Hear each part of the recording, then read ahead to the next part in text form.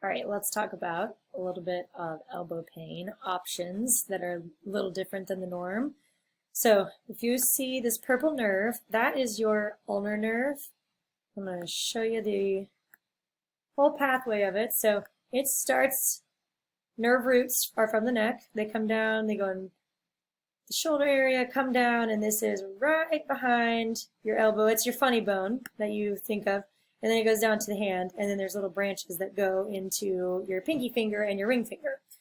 So when we are looking at sites that it could cause discomfort and pain, and then what can happen farther down the chain, typically with nerve pain, you'll have an entrapment site where that nerve is pinched somewhere, whether there's scar tissue adhesions or there's just muscle irritation. You'll get a little pain, and then you'll have sensation changes farther down the hand, more like finger numbness, things like that. So, but I wanted to show you a couple places where it can get a little hung up. So you can see where it kind of takes a little bit of a dive and goes underneath part of your bicep muscle, but it is sitting right on top of part of your tricep. So a lot of times people will get a little discomfort kind of in that middle of the arm, underneath your bicep, almost on the back side, a little on the front side. And then what will happen is when it comes down and you see it on the back side of the arm, it takes a little dive underneath this muscle. So that is your flexor carpi ulnaris. You don't have to remember that, but what it does is it helps to flex your wrist, like set your wrist joint. So if you were going to do like forearm curls, it could help with that. It also helps angle your hand in towards your pinky side.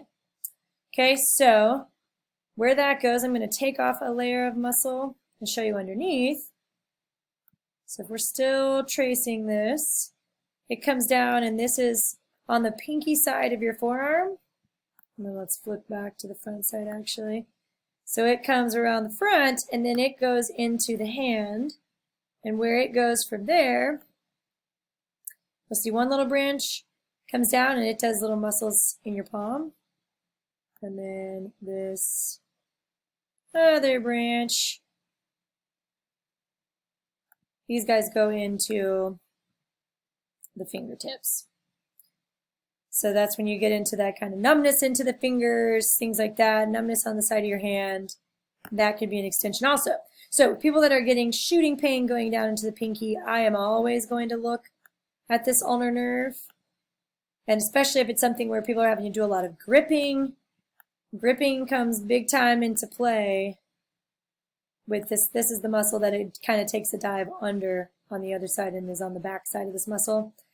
It's going to, this is one of them, I should say. Let me put the other one back on. All right. This is the one I'm looking at. So flexor carpi ulnaris. So it is innervated by that ulnar nerve. So when you're having to grip, because again, this is helping bend the wrist. So if things like holding a tennis racket, you're having to seriously stabilize your wrist. Otherwise, of course, you won't have much control.